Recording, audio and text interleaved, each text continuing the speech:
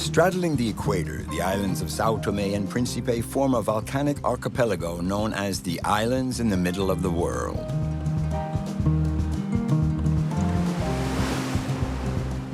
Situated off the coast of Gabon and isolated from the rest of the world, this is one of Africa's smallest countries.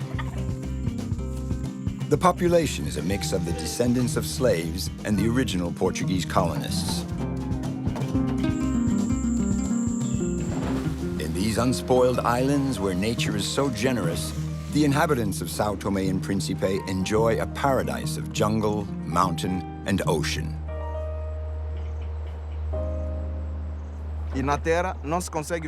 On land, we can't really see all this beauty. Out at sea, it's so beautiful.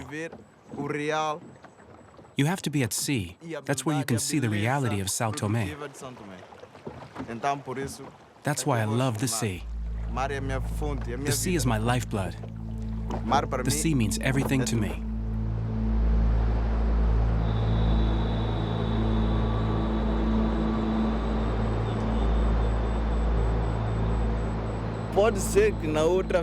Maybe I was sort of half dolphin, half turtle in a past life. Now, I've reincarnated as a man, whereas I used to be a turtle. Marcio has always felt this very close bond with the sea. So naturally, he has become the guardian of this vital, living element.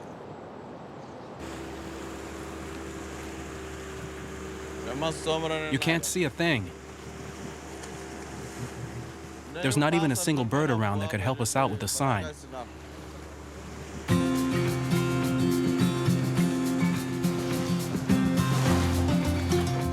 Marcio is heading out to meet some very special friends off the north coast of Sao Tome.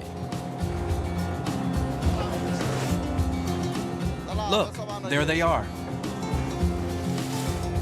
You see how many there are? He works for Marapa, one of Sao Tome's first environmental protection NGOs.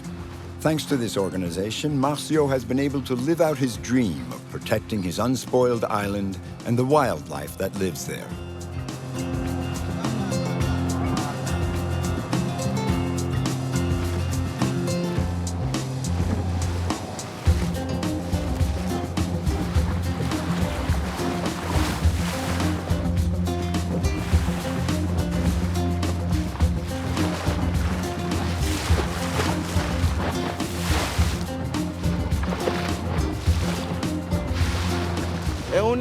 It's the only species of dolphin of Sao Tome. We see them almost every time we go out. Sometimes there's a school of 100, 150 dolphins, maybe 200, up to 300 dolphins. It's quite a large group. They're always jumping and frolicking to show off for us. They're happy. I think they're following a school of fish, in fact, because they're moving at a constant speed.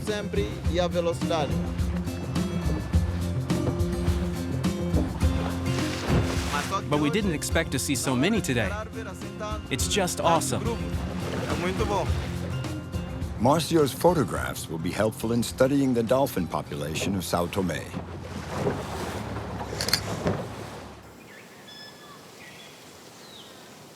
Every day, the natural beauty of Sao Tome is an enchantment for Marcio and confirms him in his mission.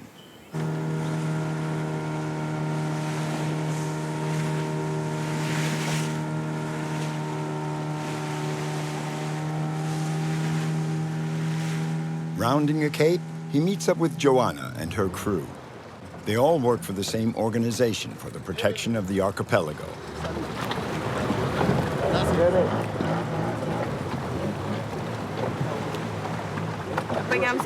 We found this girl floating on the surface. Do you think she'll make it? Looks like she's been this way for a long time. I've seen turtles that have survived with only 2 flippers, but this one... It was a shark. Here's what we're going to do. We'll bring her to the Roller Center. They have a pool there. Okay, let's go. Look, it was definitely a shark. The most common predators are the humans on land. This is rare out at sea. It's the first time I've ever seen a case like this one. A turtle attacked by a shark. This is natural predators. You can see the bite marks here of the shark. Sometimes you see female turtles up on the beach missing a front or hind flipper. And even so, they manage to lay their eggs. Sometimes we'll help them dig their nest, get their bearings. But with a nasty wound like this, If it's just one flipper, okay. They manage to survive. But when it's as bad as this, she won't be able to feed herself. Está-se bem, fixe. Ok, a gente vê-se por aí. Tá. Força aí. Ok. Para vocês. Tá, para vocês também.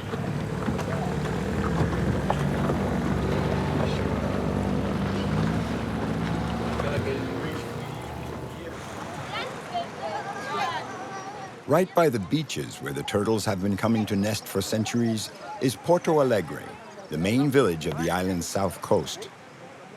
The people of Sao Tome have always considered the ocean as an inexhaustible food supply. But times have changed, and Marcio is working to change this attitude. Yeah, 76. It's a size 26. This net has a large enough mesh. You're on your way to drop your nets now? Levanta hoje mesmo.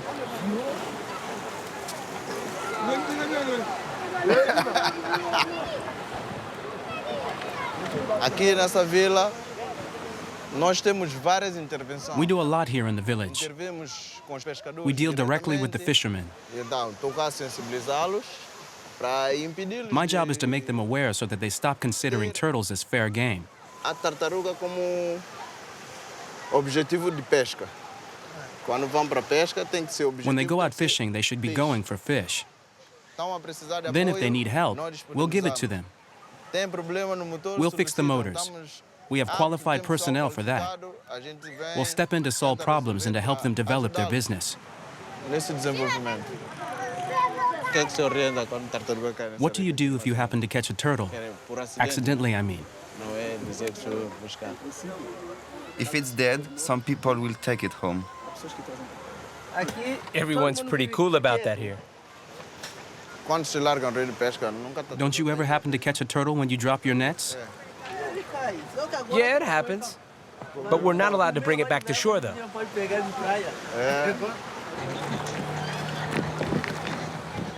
Marcio makes an effort to understand each person's problems, and he never preaches or lectures. He knows very well that it's the only way to get people to change.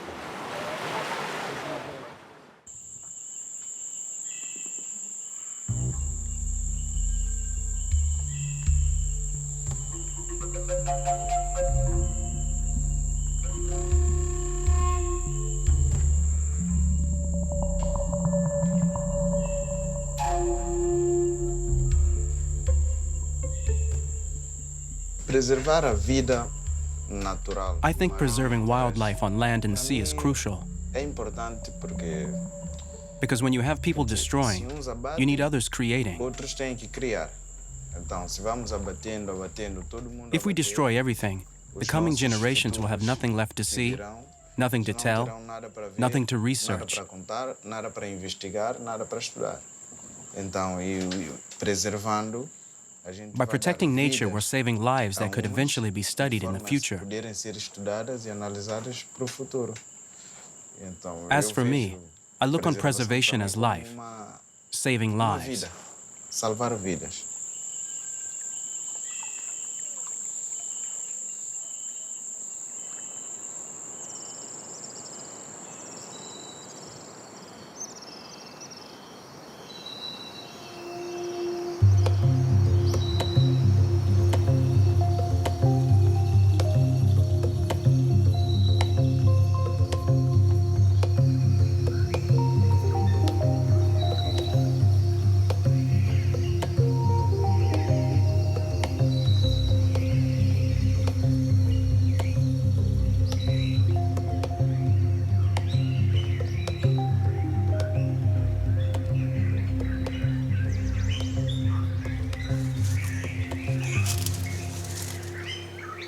Fernando is the island's uncontested master at building the traditional pirogues.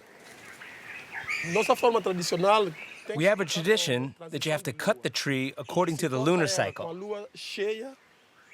When the moon is full, there's a parasite that attacks the wood, which reduces its lifespan.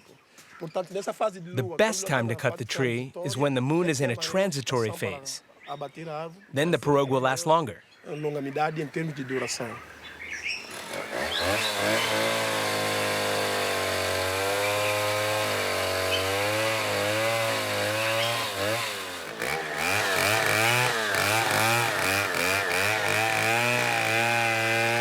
They use wood from the kapok tree to construct pirogues. It takes 20 years for the tree to reach maturity and its full, imposing height. The fishermen also know this light, tender wood under the name of pirogue tree.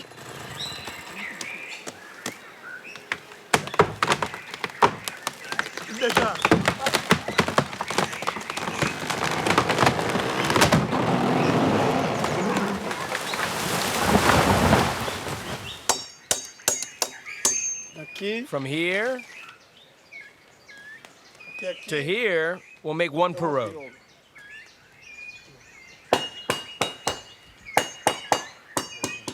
And from here to here,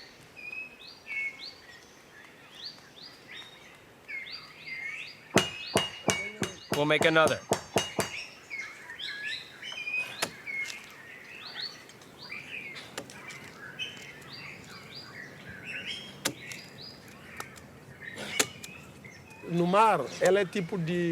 Out at sea, this type of wood won't sink if the pirogue capsizes. It doesn't go straight to the bottom if it turns over. So the fishermen can hold on to it while waiting for help. That's why this is the preferred wood for making pirogues here in Sao Tome.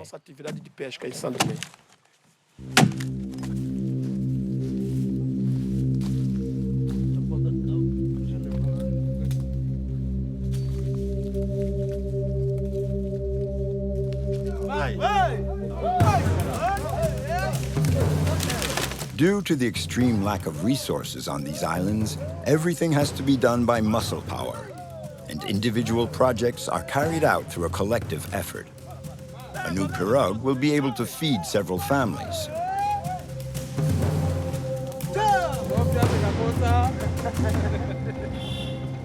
Marcio also has to face paradoxical situations when he pitches in on activities that go against his convictions. But he never compromises what he believes in: the preservation of this fragile ecosystem, even if it means clashing with ancestral traditions.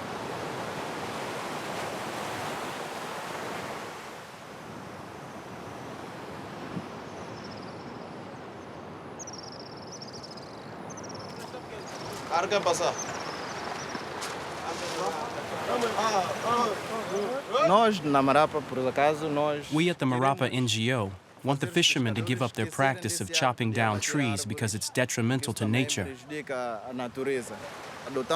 Now, we favor fiberglass or marine plywood boats. The tradition continues. It's been handed down from the past and will be hard to give it up. But we keep trying. It won't happen in one day or in 1 year. It's a long-term project.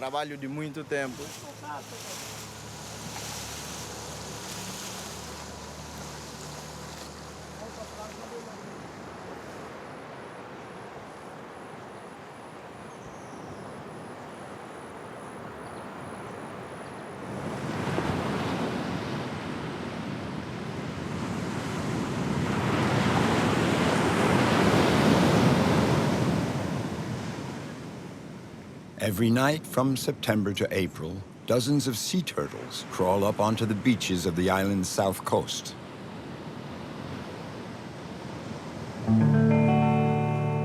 All during this period, Marcio organizes and takes part in nightly turtle patrols.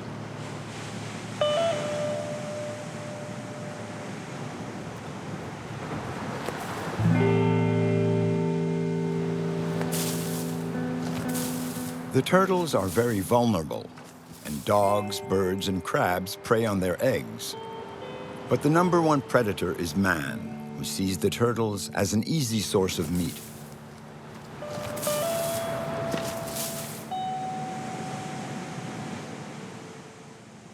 With the backing of the authorities, who recently passed a protection law, Marcio and his organization are fighting these age-old customs.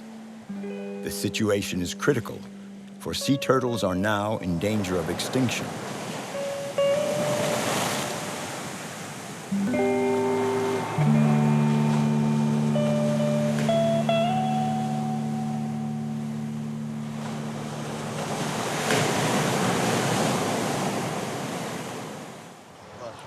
An incubator for turtle eggs, set up here in the village of Moro Peixe. This is the solution they've come up with to give the baby turtles a fighting chance at life. The eggs collected from the nests are buried in this pen, where they'll be safe for the 2-month incubation period. Hipólito, widely known as Papa Turtle, is heading this project. His father was a notorious turtle hunter.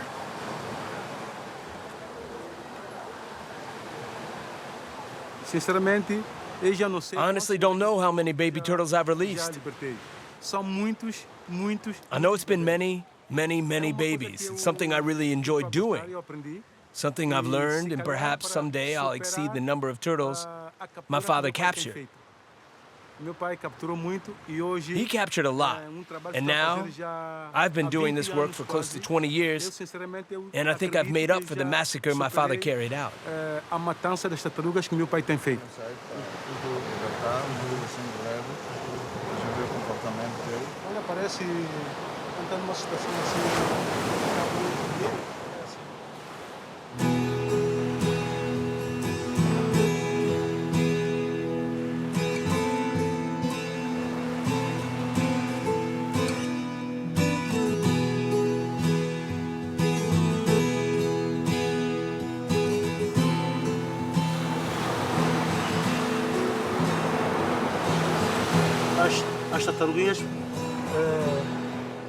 These little turtles were just born today, so they're full of energy, and that helps them reach the sea.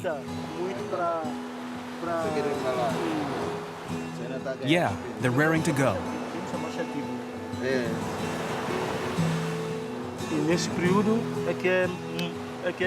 It's a good time to release the babies.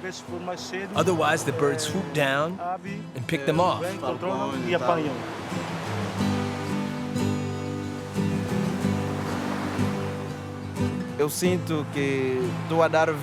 I feel like I'm giving life, a life that could create other lives, and that fills me with joy. I'm very happy when I do it. And who knows? With a bit of luck, they may swim off, then come back someday to say, "Hi there, thank you for allowing me to live."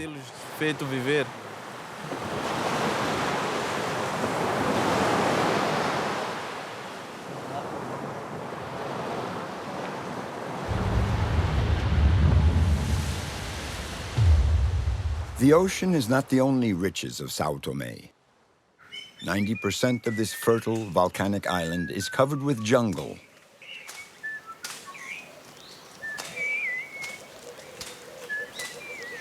Diamantino is a farmer, and like most of the islanders, he has a patch of land for his own use in the middle of the forest. There he harvests the bean that is the symbol and pride of his country, cocoa.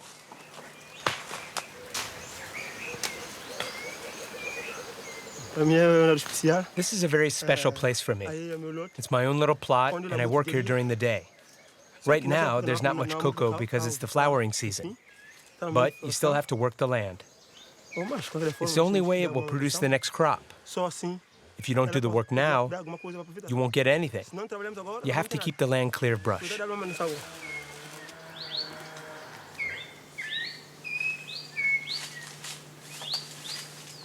Diamantino works hard on his plantation.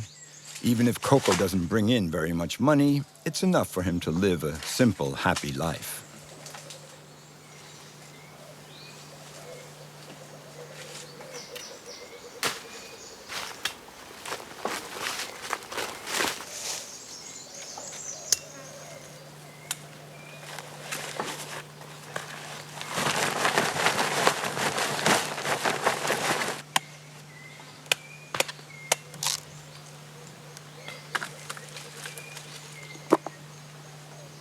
This is top quality cocoa.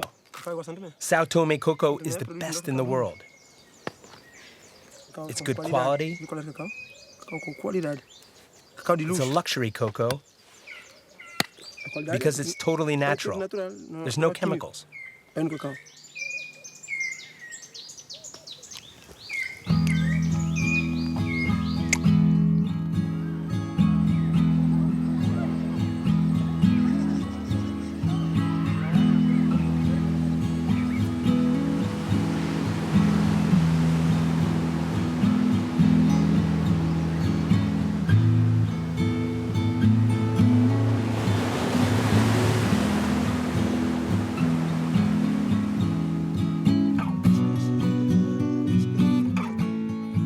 Once a week, Diamantino comes to Agua Ize, the country's oldest plantation, to sell his cocoa.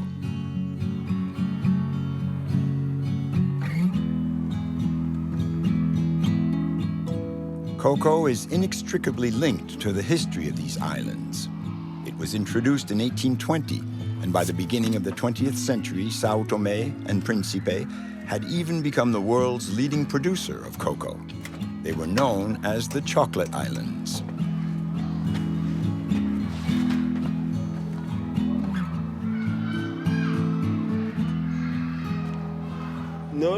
We don't make any chocolate here. The cocoa is exported, and they send us back chocolate bars. But it's poor quality.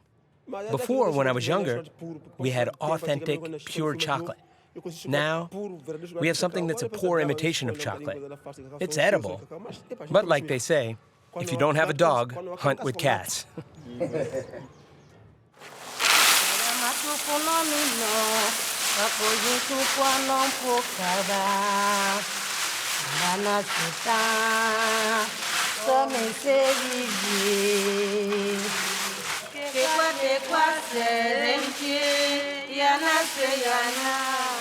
The golden age of chocolate is part of the country's past. Now, the local production is quite marginal compared to the world market, but it still makes up the lion's share of the revenue for this little bit of Africa.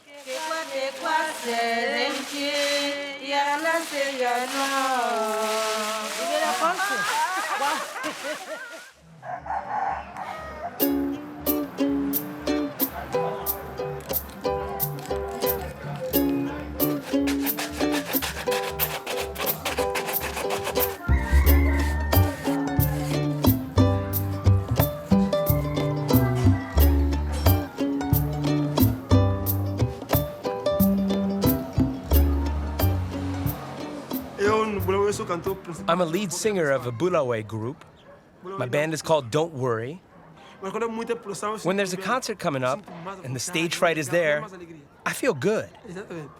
I'm more at ease, I'm more cool, I'm happy. I feel like I've got some more class. It's just how it is. Bulawayo is the sound of Sao Tome. Diamantino and his group are all great at improvisation when it comes to setting up a concert.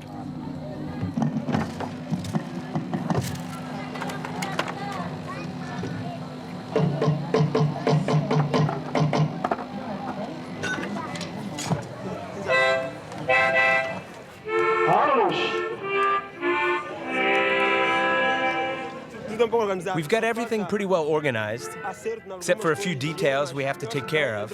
But I think we'll be starting soon. Everyone's ready.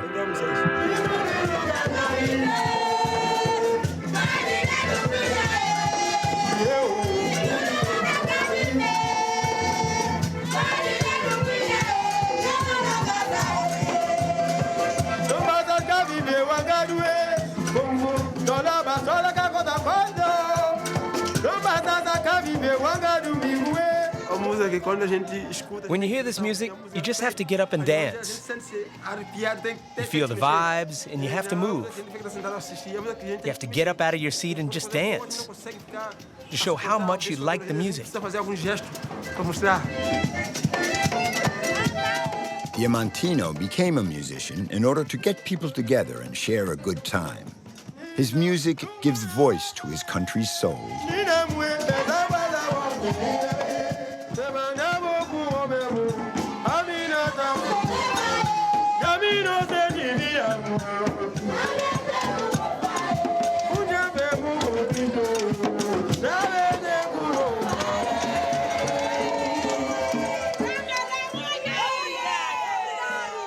One last number.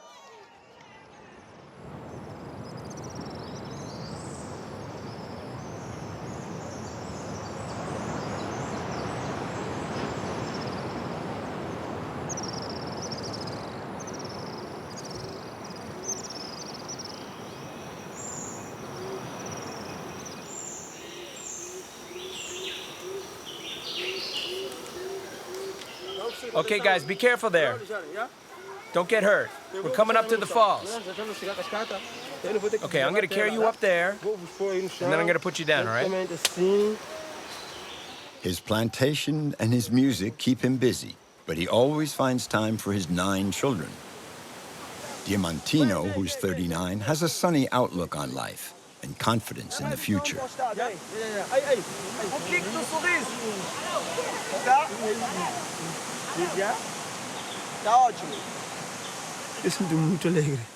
I'm a very lucky man.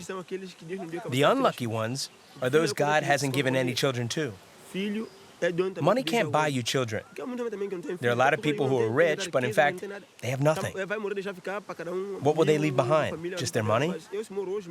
Whereas I'll leave my children, and they will carry on after me. I love my work. I love my plantation, my everyday activities, my wives. I'm very content, very happy. Not everyone can say the same.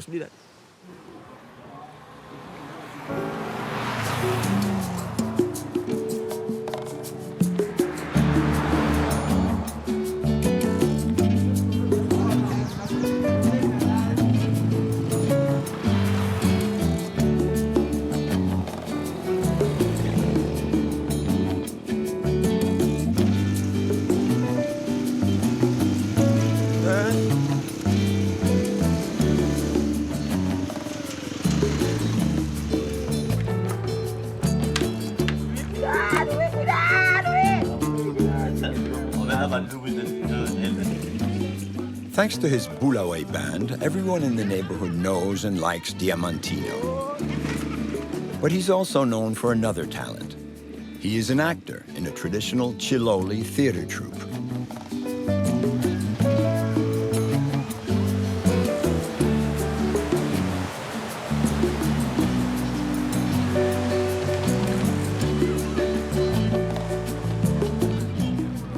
Ribeira Afonso is 2 hours from the capital. This weekend, there's a celebration in the village, and there'll be a Chiloli performance as part of the festivities.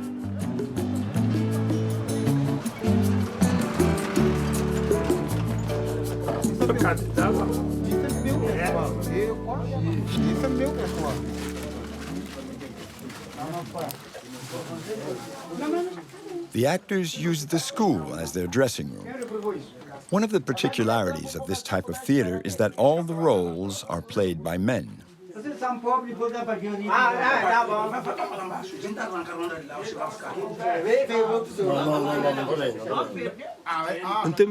for the Chiloli costumes, we may not have any money, but we always manage to come up with something. With a little bit of determination, we manage to get the costumes made. It takes an effort, but we have to do it. Where there's a will, there's a way. And if there's no will, then...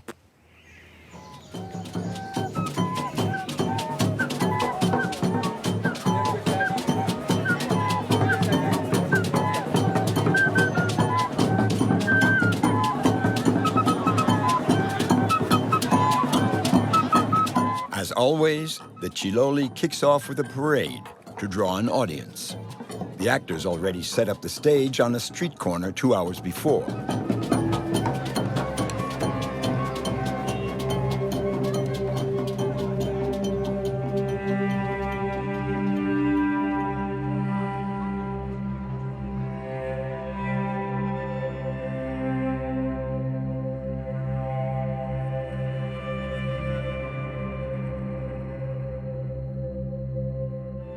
The repertory of Chiloli theater contains one single play, The Tragedy of the Marquis of Mantua and the Emperor Charlemagne. Chiloli originated in the medieval chanson de geste, imported from Europe by the colonists. Behind the intrigue of this tragedy appropriated by the slaves, we can read a demand by the people for even-handed justice and a challenge to the established authority. Diamantino plays a leading role in this play that was created nearly 5 centuries ago. My character in the play has to go to court to free the page from prison and follow the trial through to its conclusion. I'm the lawyer.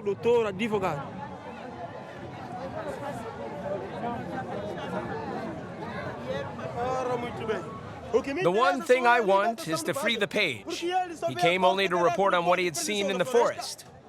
My honorable colleague, man makes the law and the law makes man. If my colleague has to resort to lies, it obviously means that the page is innocent.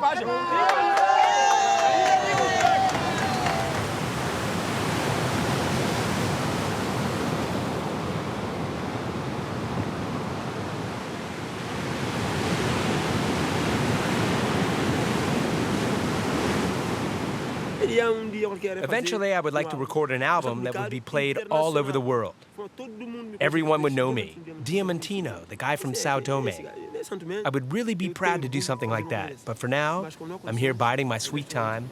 I hope someday God hears my prayers.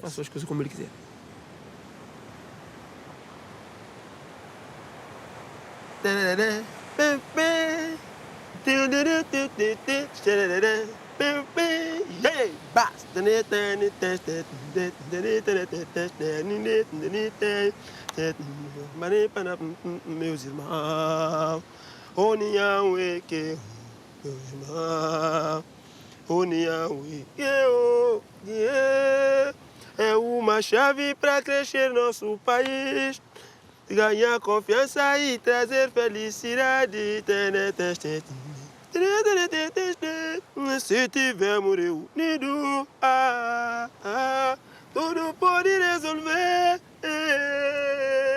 Meus irmãos, com união, nossa terra mudará. If I had money, I'd like to leave someday to represent my country abroad. To show that even though this is a small country, it has brave men, capable men, able to sing, to create beauty, to do great things on a world-class level. Sao Tome and Principe, terra linda, uma terra tão pequena.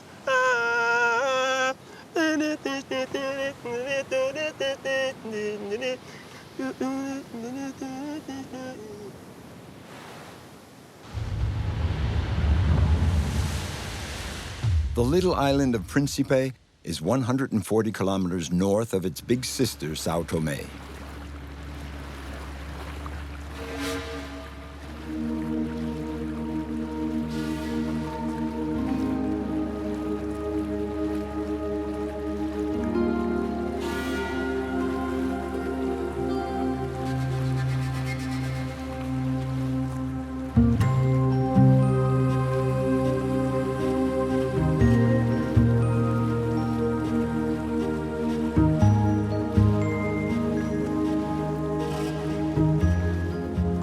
Principe is a forgotten island, an unspoiled, protected land, caressed by the equatorial sun and the waves of the Atlantic Ocean.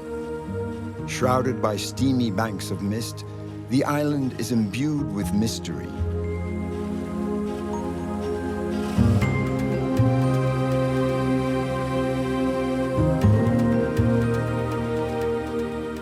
Maria is Portuguese, but she has adopted Principe as her home. She's doing research in ethnopharmacology for the prestigious University of Coimbra in Portugal. Maria is a specialist in plants and their medicinal uses. The first time she set foot on Principe 20 years ago, she realized that she had landed in the perfect spot for her.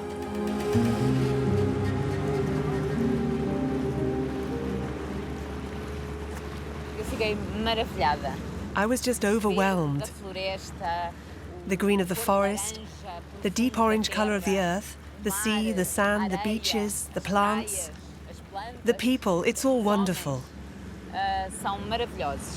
It's a real paradise, practically unspoiled, where there's so much to discover. A researcher's dream.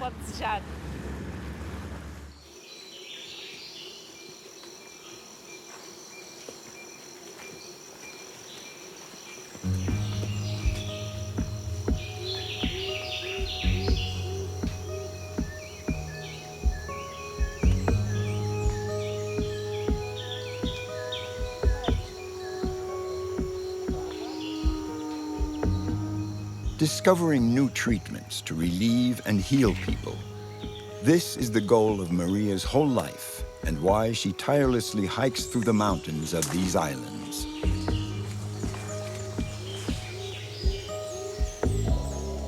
This intrepid, determined woman can't bear the idea that people are still dying of malaria when the solution could be within our grasp in the bark of a tree or in the heart of a tropical flower.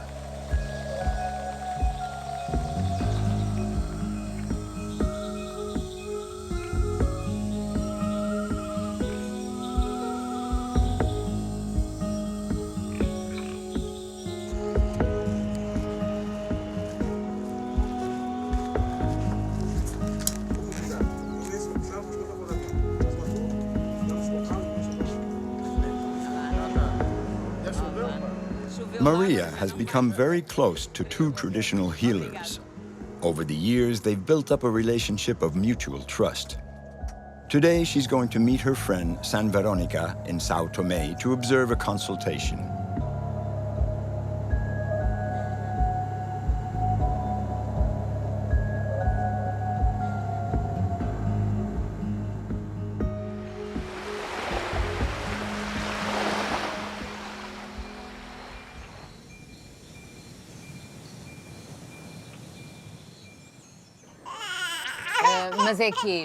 So you say he's constipated? This morning's patient is a 7-month-old boy who has a serious growth problem. San Veronica and Sum Pontes are traditional healers and use only plants to treat their patients.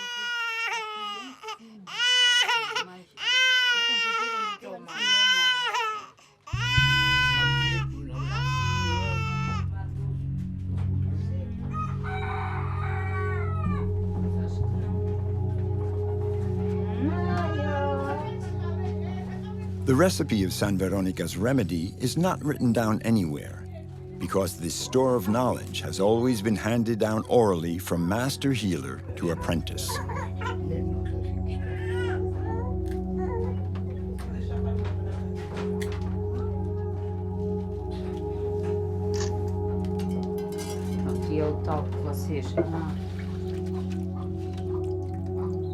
And now you boil it? Right.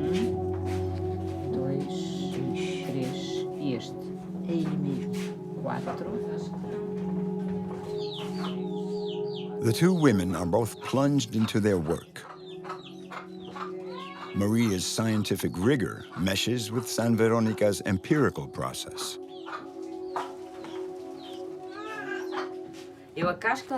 So you grated the bark? You always have to grate the bark.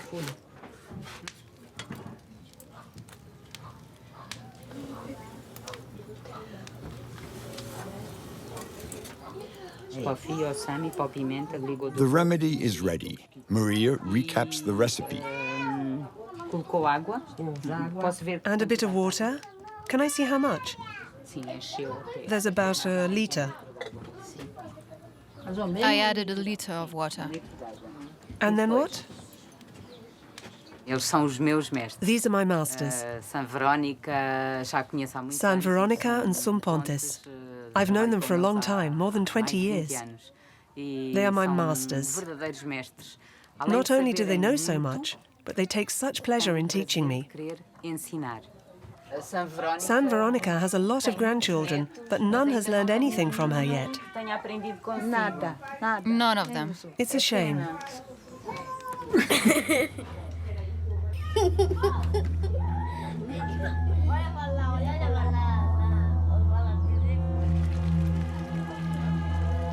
This ancestral knowledge of plants and medicine is gradually dying out with the last healers of the archipelago.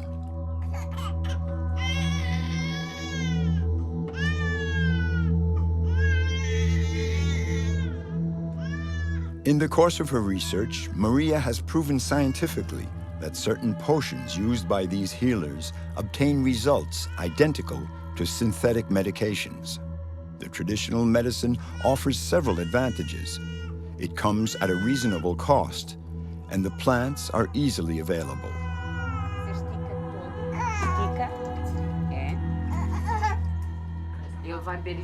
Does he have to drink all of it? Observing them, I see that they work quite differently from me. Sometimes they'll forget to explain a step to me, because they do it every day. But when I watch them, I know as a pharmacologist that it's very important to strictly follow all the preparatory steps for the medication. And it's also different, because I note down all the details, the process, the quantities, all that makes the difference between a medication that is effective and one that's not.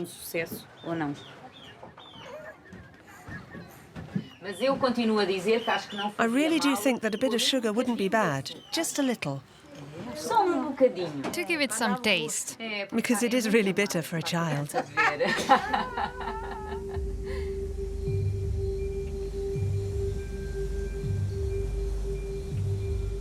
Back on the island of Principe, Maria continues her investigations of these precious plants.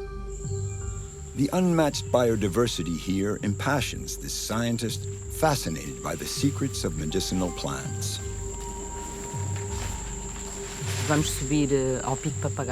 So now we're going to climb Papagaio Peak.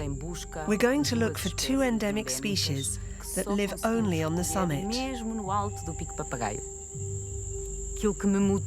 What drives me is discovering a new plant. A discovery that could be my contribution to science and humanity. Who knows?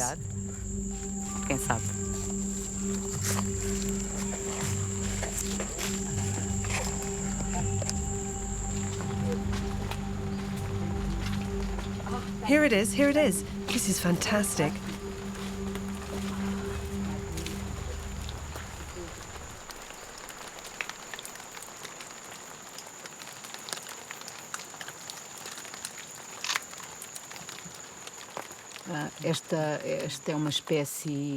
This species is endemic to Principe, and you only find it in this milieu.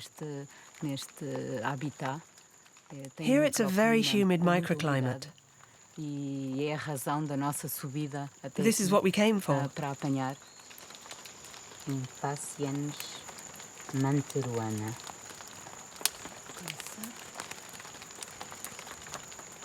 This specimen will be for the herbarium.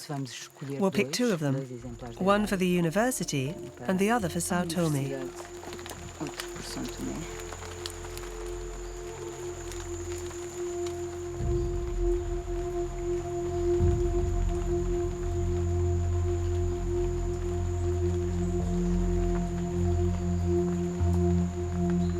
Maria's work on tropical plants has become a reference in the field.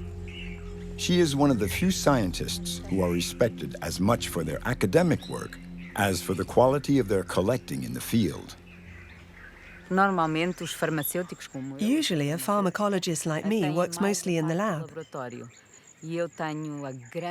I'm lucky enough to do both.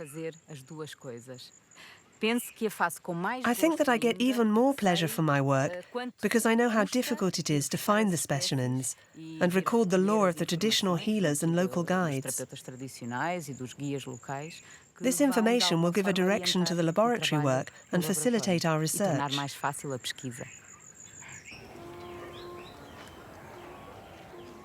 In her crusade for science, Maria has found an ally, the children.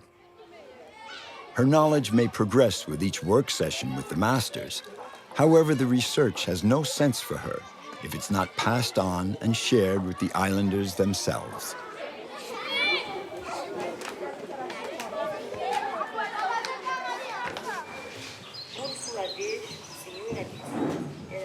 Maria has produced some short animated films with Principe school children, a playful way to make them aware of their country's riches.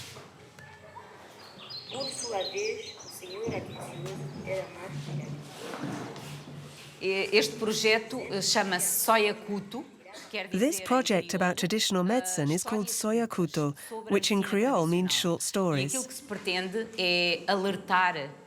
And that's what we're going to do, teach the children that we have to preserve the forest, which is a natural pharmacopoeia.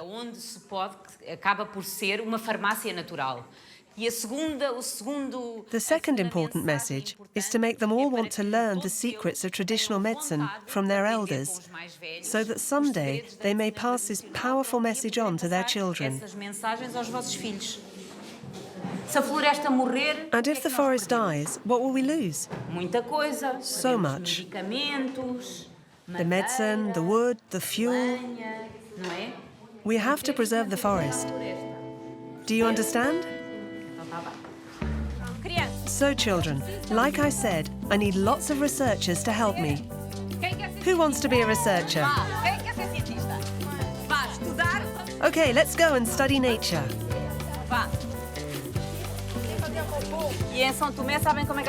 And do you know the name of this in Sao Tome and Principe? You don't know? Fiadola. Do you know what that means? Ear leaf. An ear leaf because it looks like an ear. And do you know what it's good for? Earaches and sore throat. Yes, well done. Come on, let's go and see other plants. After, this flower becomes a fruit with a little black seed inside. Have you ever seen it? The seed is something like an antibiotic. Now look. Pay attention. Here we have the fruit I was just talking about. What can it be used for? Shimonkoya. Rheumatism, yes. We use the fruit, not the leaves. Shall we go on?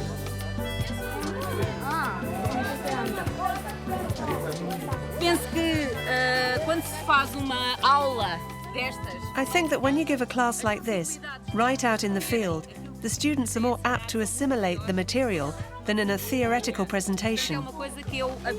So I really love doing it, because we're planting seeds for the future. When they grow up, they'll remember this information that the traditional healers and I transmitted to them. I hope the seeds take.